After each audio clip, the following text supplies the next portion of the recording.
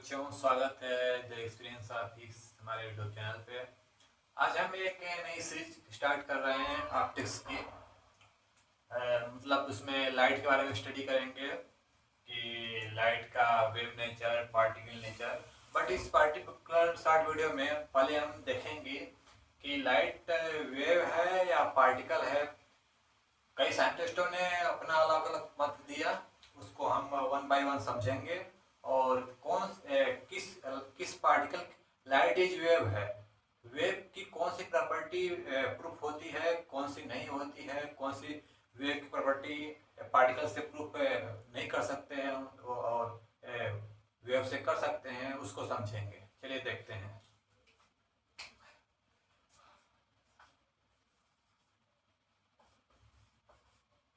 आपने न्यूटन का नाम तो सुना ही होगा। उन्होंने क्लासिकल मैकेनिक्स में बहुत सारा लॉ दिए, बहुत सारा डिटरमिनेंट दिया गया है। बट उन्होंने एक लाइट के बारे में स्टडी किया, तो उन्होंने बताया कि सन 1678 में बताया कि light is a particle. Light एक पार्टिकल है। उसके हेल्प में उन्होंने दो से ला दिए। पहला ये है law of reflection, law of reflection. And जो दूसरा लॉ है जो है law of reflection, law of reflection. Actually इन्होंने लॉ दिया नहीं था, उन्होंने लॉ लाइट को पार्टिकल समझ के इस लॉ को प्रूव किया था। लॉ ऑफ रिफ्लेक्शन का मतलब ये होता है, कोई भी लाइट किसी, सपोज कीजिए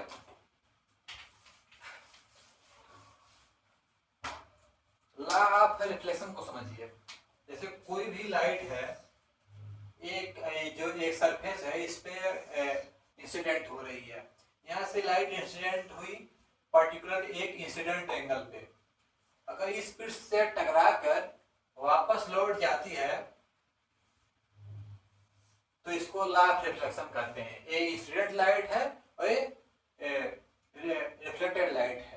जो जो इनका एंगल होता है, इंसिडेंट एंगल एंड रिफ्लेक्शन का जो एंगल होता है नॉर्मल के साथ, वो बराबर होता है। और जो ये घटनाएं होती हैं वो एक ही प्लेन में होती हैं। ये जो होता है लॉ ऑफ रिफ्लेक्शन होता है।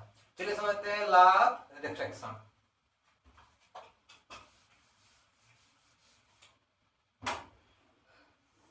सपोज कीजिए दो मीडियम है जो ये किसी एक बाउंड्री से सेपरेट है और उसका जो नॉर्मल है ऐसे है।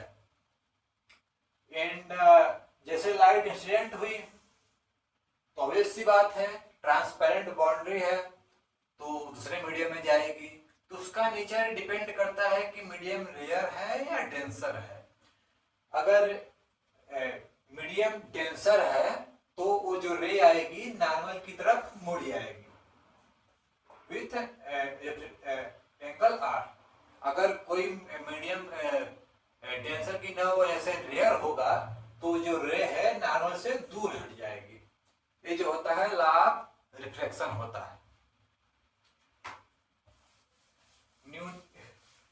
न्यूटन जी ने लाइट को पार्टिकल समझ के law of reflection and law of refraction को प्रूव किया। स्टार्टिंग में ये था कि न्यूटन बहुत अच्छे साइंटिस्ट हैं, वो जो भी बोल रहे हैं सही बोल रहे हैं, गलत नहीं बोल रहे हैं। तो साइंटिस्टों ने उन पे पर विश्वास किया। But after some time 4-5 year बाद हाइगेंस सर आए। उन्होंने बताया लाइट पार्टिकल ना होकर के एक वेव है, एक वेव के रूप में चलता है।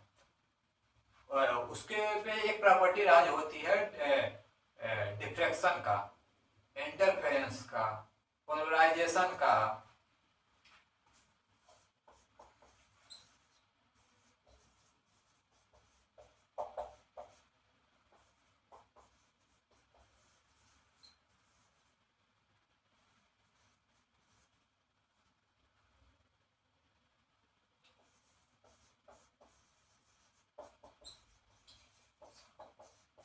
हाइगेंस ने कई सारी थ्योरी दी डिफ्रैक्शन की, इंटरफेरेंस की, पोलराइजेशन की। बट देखा गया कि जो ये थ्योरी जो है इंटरफेरेंस, डिफ्रैक्शन, पोलराइजेशन एंड इसमें एक एक्सपेरिमेंट है young double slit experiment, young single slit experiment जो इंटरफेरेंस में आता है, उसको हम पार्टिकल के थ्रू नहीं प्रूव कर सकते हैं कि ये पार्टिकल के थ्रू प्रूव कर सके। तो हाइगन्स ने ये जो लाइट है उसको वेव की तरह ट्रीट करके इन सारी थ्योरी को सिद्ध किया। चलिए समझते हैं इंटरफेरेंस का कैसा है, थोड़ा शॉर्ट में समझ लेते हैं इसको थोड़ा।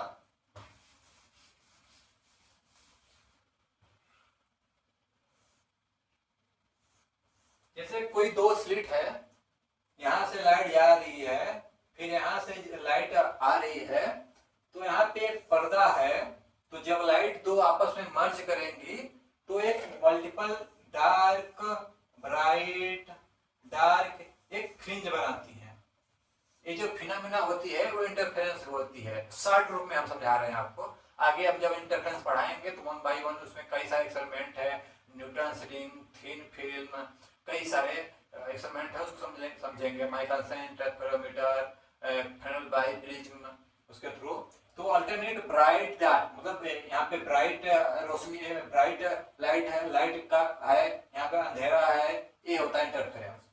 और डिफ्रैक्शन इसके थोड़ा अलग होता है, जिसमें जो लाइट की इंटेंसिटी होती है सेंटर पे मैक्सिमम होती है, बट आगे जाते जाते स्लो होने लगती है, इसकी इंटेंसिटी होने लगती है। जैसे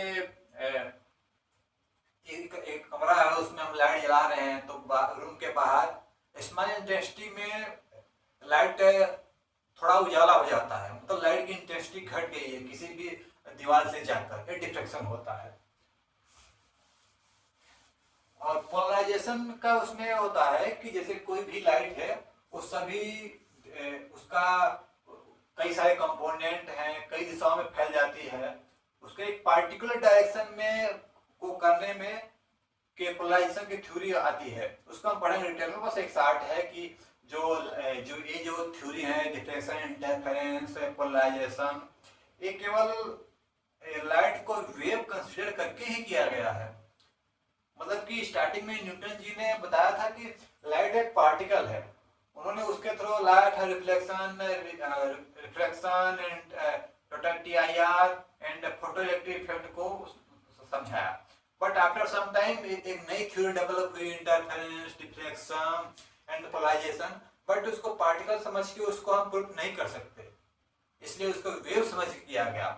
बाद में मैक्सवेल ने भी प्रूव किया कि जो लाइट है एक EM वेव है, इलेक्ट्रोमैग्नेटिक वेव है। इसमें इलेक्ट्रिक कंपोनेंट होते हैं, मैग्नेटिक कंपोनेंट होते हैं, मैक्सवेल ने बताया।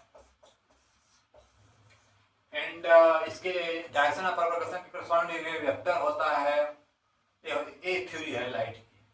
और बहुत और भी सारी थ्योरी हैं जिससे हम वेव समझ, लाइट को वेव समझ के प्रूव कर सकते हैं। यही थ्योरी है कि स्टार्टिंग में समझा गया कि लाइट एक पार्टिकल है, बाद में समझा गया कि लाइट एक वेव है। जैसे फोटो इलेक्ट्रिक इफेक्ट लाइट को पार्टिकल समझ के किया गया आइंस्टाइन के द्वारा, कॉम्पटन, ये सब लाइट के पार्टिकल के थ्रू समझा गया। मतलब कि लाइट का डुअल नेचर होता है। आप ये सिंपल समझिए, लाइट एक पार्टिकल भी है, लाइट एक वेव है, जिसका जहां पे यूज करके कोई भी थ्योरी प्रूव की जाए वही मान्य है। आपने पढ़ा होगा कि कोई भी वेव है उसका नेचर होते हैं दो, longitudinal and transversal.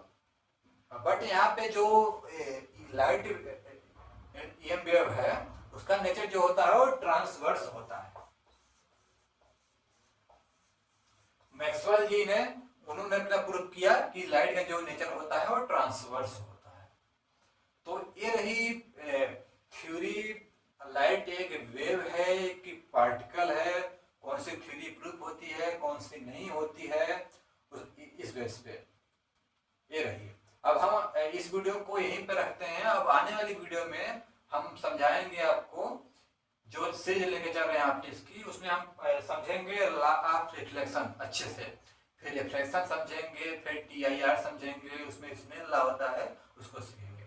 So thank you so much for watching my video, and for any concept, for understanding any concept, you can text in comment for making video any topic. I will make video properly, easily, and any language, Hindi, English. Okay, thank you so much.